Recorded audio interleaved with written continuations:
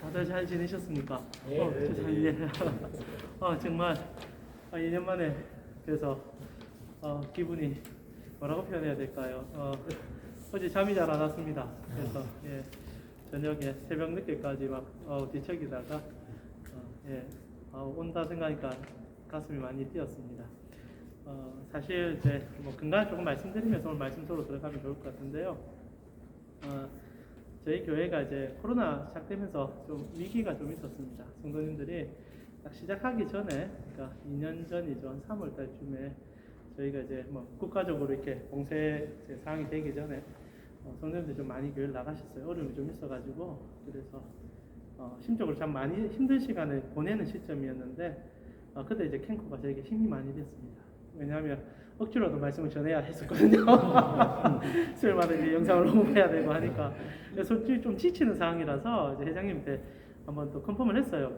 이제 영상 녹음 안 하면 안 되겠느냐 얘기했는데 또 회장님께서 하셔야 될 것 같다 좀 해달라고 부탁을 하셔가지고 사실 그게 좀 힘이 많이 됐습니다. 지금 생각해 보면 그때 만약에 제가 좀 손을 놓았으면 어땠을까? 좀 많이 더 힘들지 않았을까 생각이 드는데 준비해야 됐고 또 힘써야 되는 순간들이 있었고 그리고 이제 참 이게 재밌는 게 안 보이시니까 더 보는 것 같았습니다. 그래서 생각이 더 많이 나고 그래서 더 힘을 얻고 그래서 2년 동안 그 준비하면서 사실 좀 부족함도 많았지만은 캔코 지체들 덕분에 2년을 조금 더 힘있게 살았던 것 같아서 제가 먼저 고맙다는 인사 꼭 드리고 싶었습니다.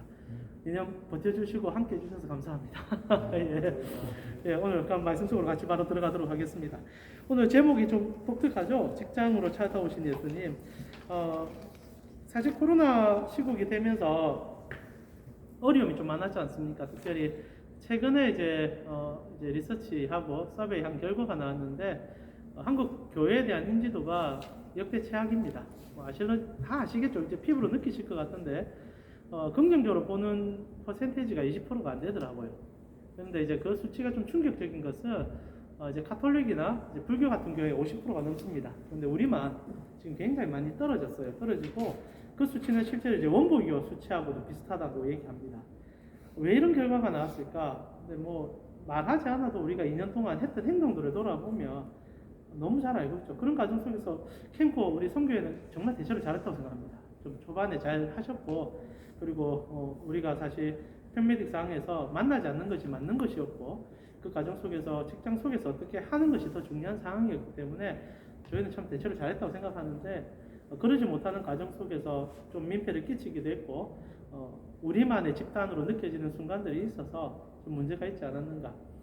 실제로 더 심각한 거는 저는 우리 모두가 그러하겠지만 우리 하나님께서 우리를 부르셨고 이 땅에 우리를 소망으로 선택하심을 제가 믿고 있는데 이제 그것이 많이 가려지고 있는 상황이라 좀 안타깝기도 합니다. 오히려 이런 상황들을 대처를 잘했으면 우리가 소금과 빛의 사명을 더 잘 감당했을 건데 지금 사실 좀 많이 늦었다라는 생각도 좀 들지만 늘 감사한 것은 늦었을 때 그리스도의 빛이 가장 빛나게 비출 수 있다는 거죠. 캠프 안에 아마 소망이 있다면 여러분이 아닌가 싶은 생각이 듭니다. 그런 과정 속에서 주님께서 오늘 찾아온 장면을 통하여서 이 어려운 시국에 특히 믿음의 사람들이 지금 어떻게 해야 될지를 고민하는 시점에 우리의 신앙을 다시 한번 돌아볼 수 있는 말씀으로 오늘 본문을 좀 선택하게 되었습니다.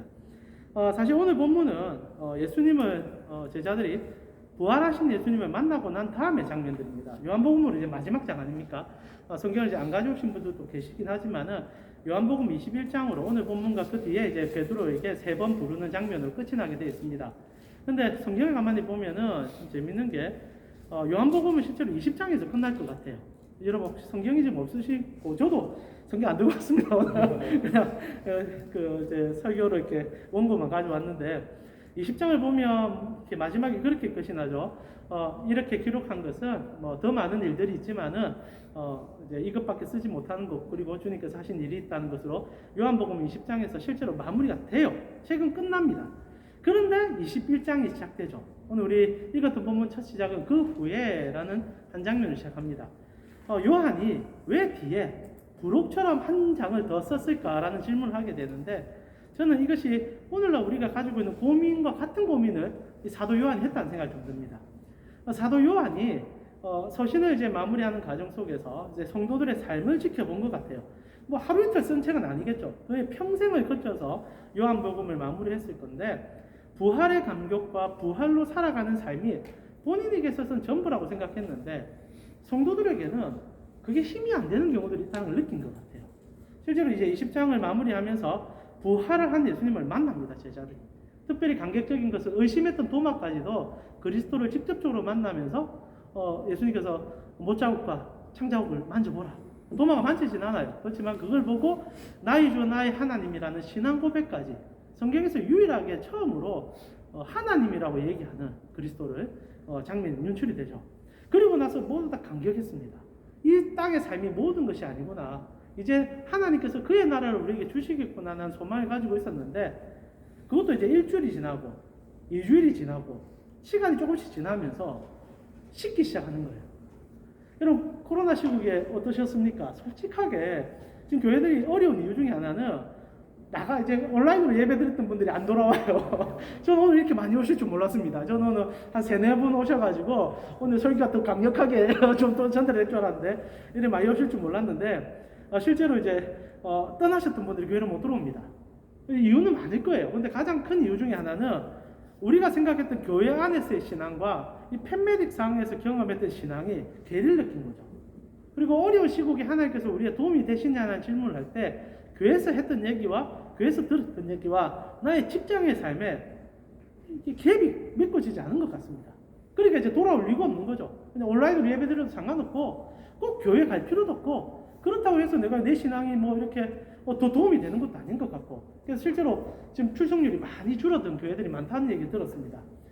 동일했던 것 같아요. 부활을 경험했을 때는 너무 좋았고 주님께서 시공간을 초월해서 막 들어오실 때는 야 이게 모든 것이 있구나 했는데 막상 돌아가니까 울고 있는 자기의 집에 안에 애들은 여전히 울고 있고 와이프는 여전히 월급을 얘기하고 니 왜 그래 사냐 이런 얘기도 듣게 되고 뭔가 기적이 일어나고 새로운 세상이 일어날 것 같았는데 전혀 변화되지 않는 나의 삶과 그리고 그리스도의 부활이 실제로 나의 일상생활에 연속되지 못함을 느끼면서 성도들이 좀 패닉에 빠졌던 것 같습니다. 그리고 나서 오늘 예수님께서 직장의 신방을 가셨다는 얘기로 오늘 본문이 시작되죠. 여러분 오늘 성경의 핵심은 이겁니다. 3절을 보니까 시몬 베드로가 나는 물고기 잡으러 간다 얘기하고 그리고 그들이 배에 타가지고 물고기 잡으러 가지 않습니까? 아시다시피 제자들 가운데 4명이 어부였습니다. 그리고 나머지도 이 갈릴리에서 업을 같이 나눌 수 있는 사람들이 많았던 것 같아요. 그러니까 지금 예수님께서 제자들에게 부활하신 본인을 보이시고 그리고 각자 이제 가게 처소로 다 흩어지고 난 다음에 그들의 삶 가운데 그들이 일하는 장소로 오늘 예수님께서 방문했다는 얘기죠. 쉽게 얘기하면 오늘 예수님께서 캠코를 찾아오신 겁니다. 여러분이 교회를 간 게 아니라 예수님께서 직접 캠코로 오신 거예요. 왜냐하면 지금 제자들 속에서 혼란이 생긴 거죠. 교회 생활할 때는 예수님께서 정말 말씀대로 나를 이끌어 줄 것 같은데 캠코에서 이렇게 직장 생활 해보니까 아무 능력이 안 나타나는 거예요. 이게 너무 힘든 거예요. 그러니까 예수님께서 이건 아니다 싶어서 오늘 직장을 찾아오신 겁니다. 그리고 오늘 본문이 이제 시작되는 거죠. 어떻게 보면 여러분에게 더 생동감 있게 느껴질 수 있는 마지막 에피소드와 같은 얘기가 아닌가 싶습니다. 그러면 직장에 찾아오신 예수님께서 제자들에게 무엇을 보여줬는가? 오늘 이제 우리가 그것을 집중적으로 좀 보고 싶습니다. 오늘 첫 절이 이렇게 시작되죠. 오늘 우리 한번 1절 같이 한번 읽어보았으면 좋겠습니다. 요한복음 21장 1절입니다. 같이 읽겠습니다. 그 후에 예수께서 디베라 호수에서 또 제자들에게 자기를 나타내셨으니 나타내신 일은 이러하니라. 자, 사도 요한이 이 성경을 쓰면서 이 부록 같은 21장을 기록해내면서 첫 구절에 중요한 두 가지 단어를 우리에게 던져줍니다. 첫 번째는 말 그대로 그 후에. 이 그 후에라는 것은 부활하신 예수님을 경험한 이유란 얘기죠.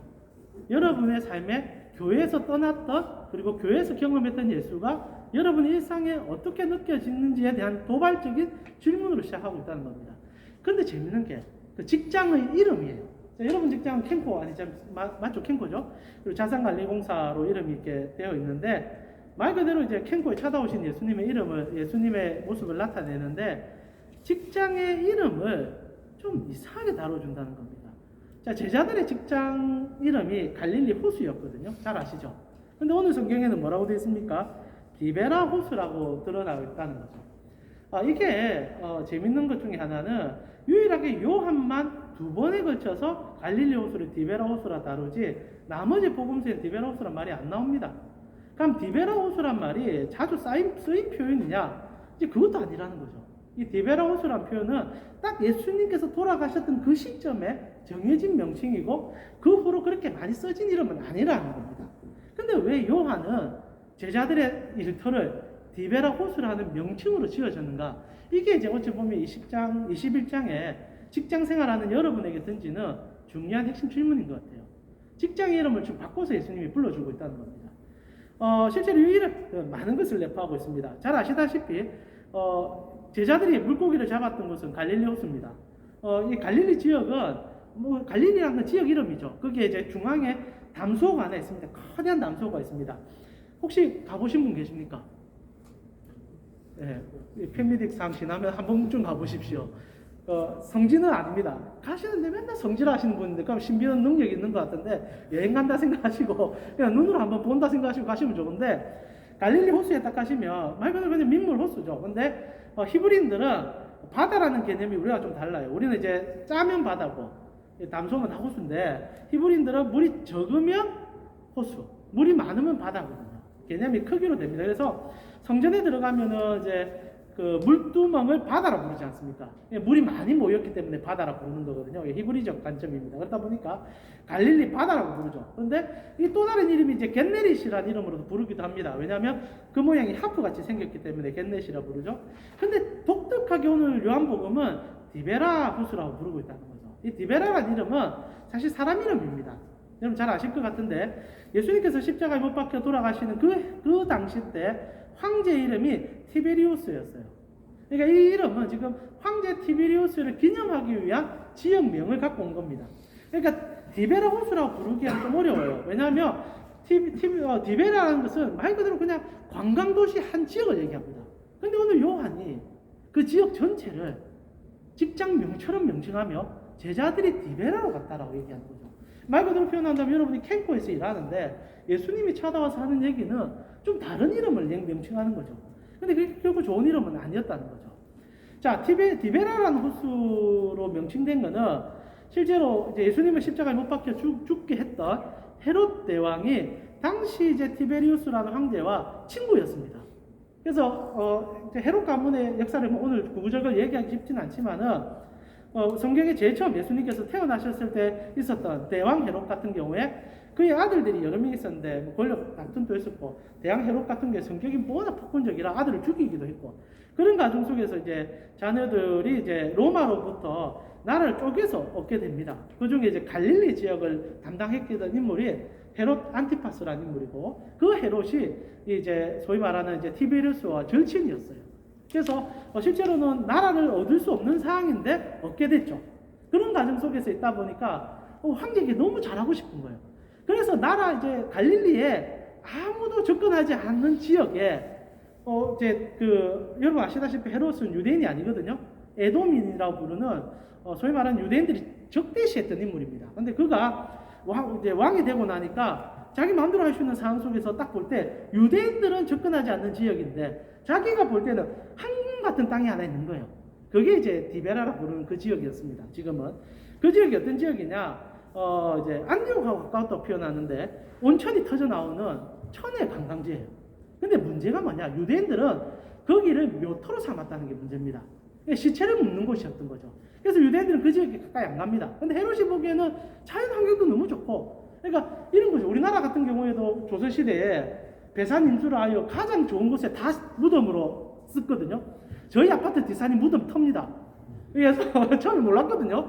그래서 저희 뒷산이 이제 금정산 끝자락에 정말 아름다운 곳인데 아내하고 산책하러 올라갔는데 지나갔는데 처음 무덤인 거예요. 근데 거기가 너무 좋습니다. 햇빛도 잘 들어오고 사람 살기 너무 좋은 지역인데 우리 이제 옛날 조상들은 거기에 이제 묘자를 잡아야 우리 자손들이 잘 된 데서 가장 좋은 터를 잡았던 것처럼 유대인들도 묘자리를 가장 좋은 데 다 잡아요.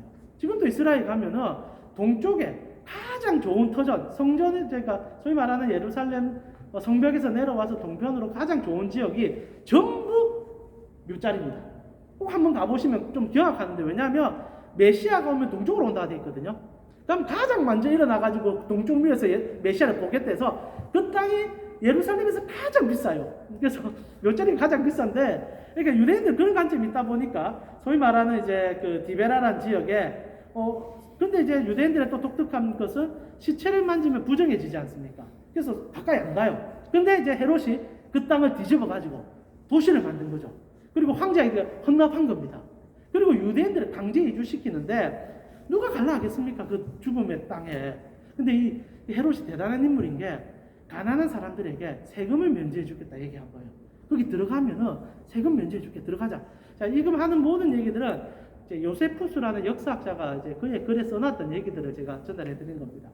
그러니까 이제 그 가난한 사람들이 먼저 털을 잡게 되고, 그러면서 이제 건축이 시작되고 올라가기 시작하니까 부유층들도 같이 들어오게 되면서 급격하게 형성된 신도시 같은 도시가 이 디베라였던 거죠. 외형은 화려해요. 그러나 안에는 죽음의 냄새가 여전히 머물고 있는 거.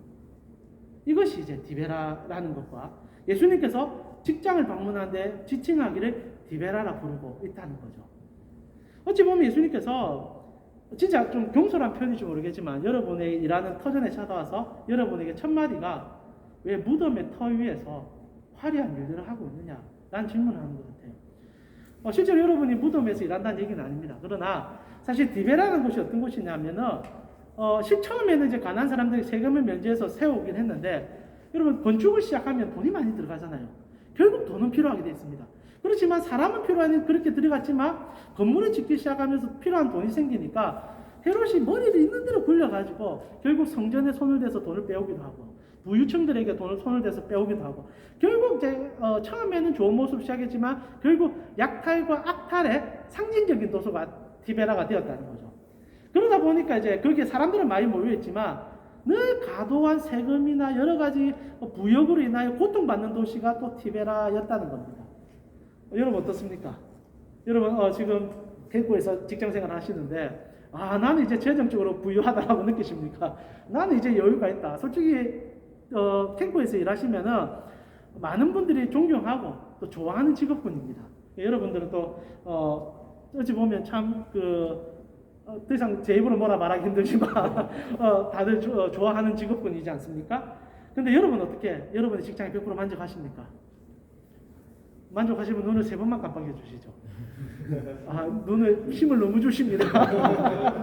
사실 힘들죠. 뭐 아무리 우리가 어떤 일을 하든지 간에 사실 세금 떼가는 것도 클 거고, 그리고 자녀들을 위해서 들어가는 돈도 들어갈 거고, 아무리 많이 벌어도 나가는 돈은 또한 그만큼 또 되어가는 것 같고, 늘 뭔가 뺏기는 것 같고, 번 것 같은데 번 것 같지 않고, 디베라가 그런 곳이라는 거죠. 우리의 어찌 보면 일상적인 생활 가운데 지쳐있는, 그런데 우리의 신앙이 전혀 도움이 되지 않는 것 같은 딜레마에 빠져있는 제자들을 지칭하는 표현으로 디베라라는 단어를 쓴 것 같아요. 그리고 예수님께서 찾아오셨다는 겁니다.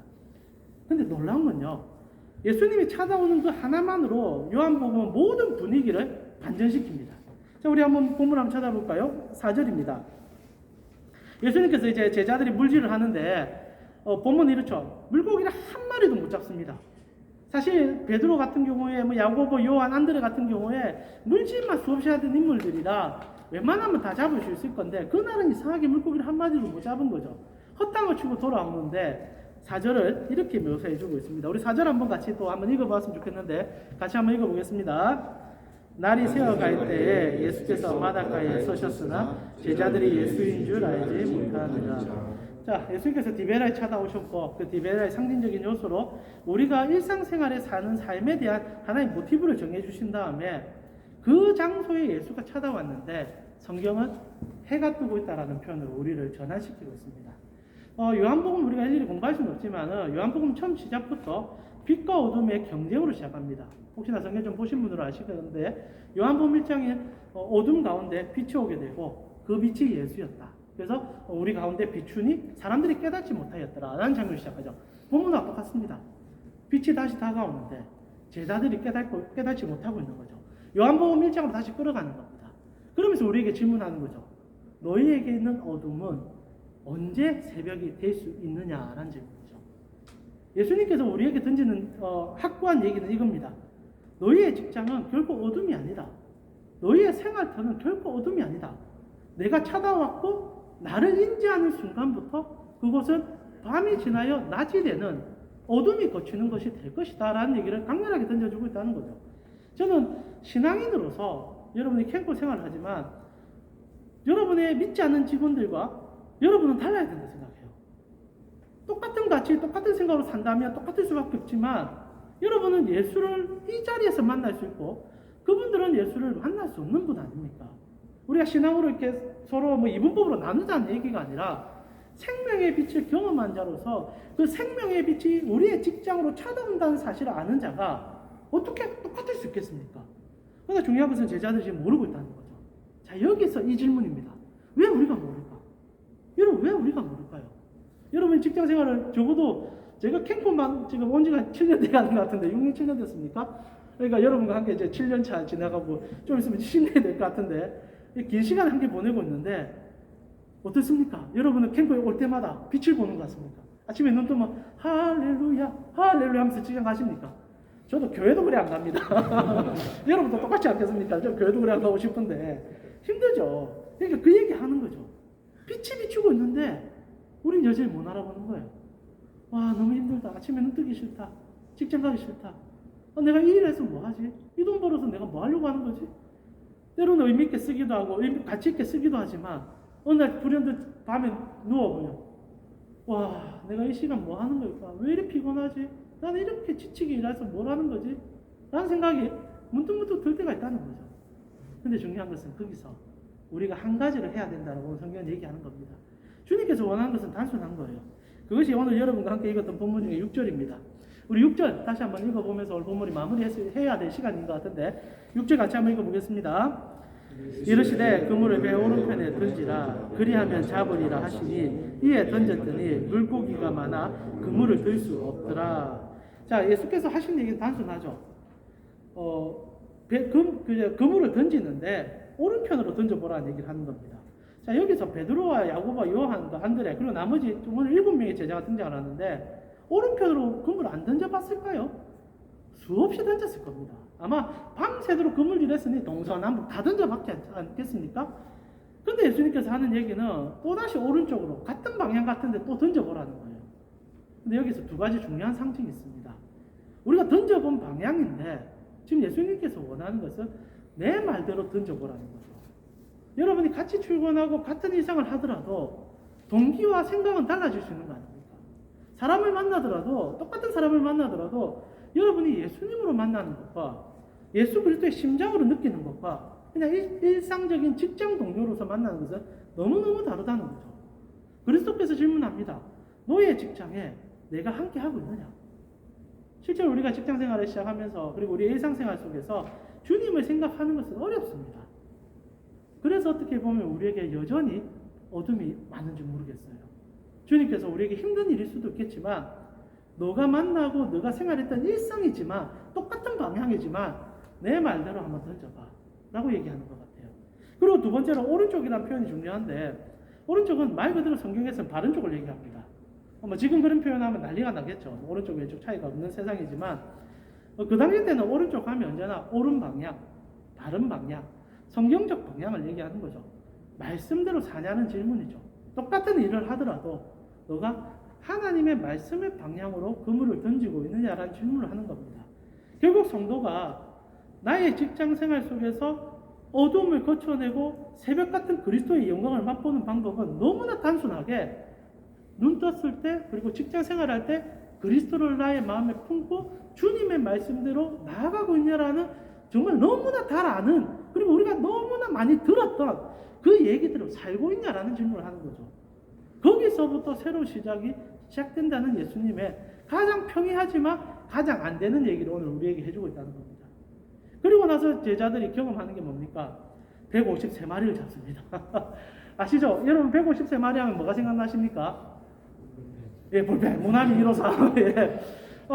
그래서 여러분 153은 부적같이 쓰이고 있습니다. 예, 그것만 갖다 붙이면 부자 되는 숫자처럼 생각하는데 그렇진 않아요. 실제로 그 모나미 처음 이제 회장이 송삭석 회장님으로 알고 계시고 여러분 혹시 아시는지 모르겠는데 저도 그래서 찾아봤거든요. 이 설교 준비하면서 왜 153을 모나미의 상표로 걸었을까?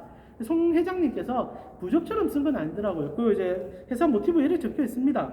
한번 읽어드릴게요. 153 볼펜은 베드로가 하나님이 지시한 곳에서 153마리의 고기를 잡았으나 그물이 찢어지지 않았다. 사실 본문에 좀 시간이 좁혀서 제가 좀 써머리 할게요. 그물이 찢어지지 않았다는 말이 굉장히 중요합니다. 왜냐하면 여러분의 그 지금 캠코의 가장 중요한 일은 그물이 찢어지지 않아야 되는 거거든요. 실제로 많이 잡는 거 중요한 게 아닙니다. 여러분이 진급되는 것도 중요한 게 아니에요. 지키는 게 더 중요합니다. 그리고 여러분의 영향력 안에서 하나님과 함께하는 게 더 중요하잖아요. 그러니까 주님이 주시는 가장 큰 은혜는 찢어지지 않는 은혜라는 겁니다. 그런데 중요한 것은 송상석 기자님 얘기합니다. 그물이 찢어지지 않았다는 요한복음 21장에서 영감을 얻어 지은 153 볼펜은 하나님의 뜻, 즉 순리에 따르면 그만큼 많은 성과를 올릴 수 있다는 뜻으로 이해하여 붙였다라고 얘기합니다. 본인은 그렇게 해서 사실 모나미로 대박을 쳤지 않습니까? 자, 이런 얘기하면 우리 마음에 꼭 드는 생각이 있어요. 야, 그러면 나도 캠프에서 주님 말씀대로만 하면은 진급하고 성공하겠네. 그러면 언제나 여러분은 빈손으로 돌아가게 되어 있습니다. 이 얘기에서 하고 싶은 얘기는 핵심적이죠. 말씀대로 살아보라는 얘기가 중요한 겁니다. 성도는 말씀대로 살아보라. 때론 놓칠 수 있어요. 때론 포기할 수도 있습니다. 그러나 더 중요한 것은 내가 진짜 직장에서 말씀대로 살고 있느냐. 그때 새벽을 보일 수 있다는 거죠. 그래서 실제로 왜 물고기 숫자를 153으로 했을까? 여기에 대한 질문이 되게 많습니다. 이 숫자가 중요한 핵심인 것 같아요. 왜 요한은 153을 던졌을까? 실제로 지금은 모릅니다. 해석이 남아있지 않아요. 그래서 여러 신학자들이 여러 가지 해석들을 하는데 뭐 다양한 해석 중에 설명할 수 있는 것들은 많이 없고요. 딱 하나 설명한다면 오리겐이라는 신학자가 153에 대해서 이렇게 해석해요. 당시 유대인들은 그리고 로마인들은 세상의 물고기의 숫자를 153마리로 이해했다라는 거죠. 그래서 153이라는 숫자를 썼다라고 얘기도 합니다. 뭐 중요한 얘기는 아니지만은 153이라는 상징적 숫자가 무엇인지 모르지만 주님께서 우리에게 보여주는 것은 풍성함이겠죠. 말씀대로 살면 놓칠 것 같고 말씀대로 살면 손해볼 것 같은데 실제로 성경이 우리에게 얘기하는 것은 그 직장에서 가장 먼저는 빛 대신 주님을 느끼고 그리고 우리 삶의 풍성함을 느낄 수 있다라는 얘기를 하는 겁니다. 그러기 위해서 오늘 첫날이라 제가 말씀을 홍보에 전하는데 마지막 한 구절만 읽고 뭐 마무리합시다. 그러면서 이제 예수님께서 제자들을 만나게 되는데 제자들이 오늘 몇 명이 등장하는지가 나오면서 이제 사실 오늘 본문이 시작되거든요.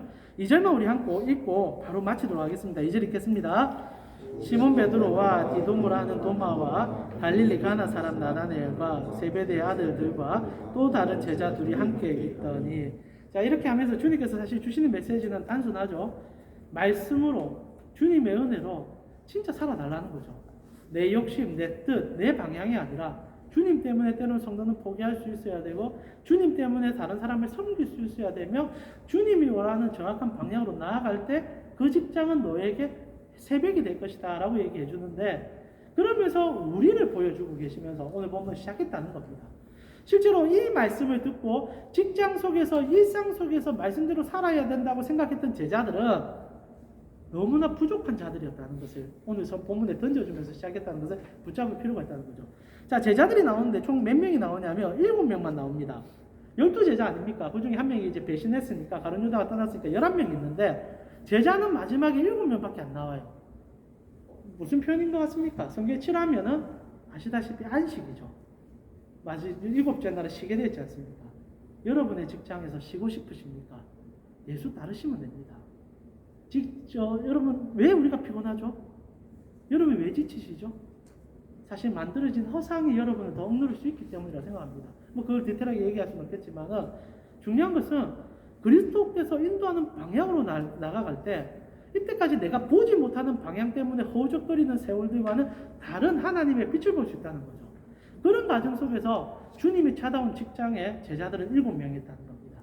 여러분의 삶에 안식과 평안을 주기 위해서 오셨다는 거죠. 근데 제자들의 이름을 보면 전부 배신자들이에요. 자, 시몬 베드로 나오죠. 아시죠? 어떤 일이 있었습니까? 예수님이 십자가에 못 박히기 전에 3번 모른다 했던 사람입니다. 그리고 나서 일어난 사건이거든요. 사실 오늘 본문에 그 모티브가 너무 많이 나오지만 오늘 다루지는 못합니다. 예수님께서 숯불을 피우고 고기 굽는 장면도 베드로가 잘못했던 장면을 다시 한번 모티브로 떠올리게 하는 장면이거든요. 그래서 시몬 베드로 배신자, 그리고 디두모라는 도마 의심했던 자, 그리고 갈릴리 가나 사람 나다나엘 어떤 인물입니까? 처음 예수를 만났을 때 무슨 갈릴리에서 선한 게 나냐라고 소통쳤던 인물. 그리고 세데베의 두 아들 이름은 뭐 안 나오니까 그러나 중요한 건 잘 아시죠? 요한과 야고보 아닙니까? 이 둘은 예수님이 십자가 못 박히러 갈 때 엄마를 대동해가지고 우리 좌편 우편 달라고 치맛바람 크게 날렸던 인물입니다. 그리고 나머지 제자들은 아예 이름을 안 밝혀줘요. 그러니까 7의 숫자를 맞추고 싶었고, 그리고 5명의 이름을 가르쳐 주고 싶었다는 거예요. 어떤 말입니까? 하나님이 주는 안식은 우리의 자질과 상관없다는 거예요. 여러분이 실패해도 괜찮고, 여러분이 좌절해도 괜찮아요. 내일이 달라질 수 있다는 겁니다. 왜요?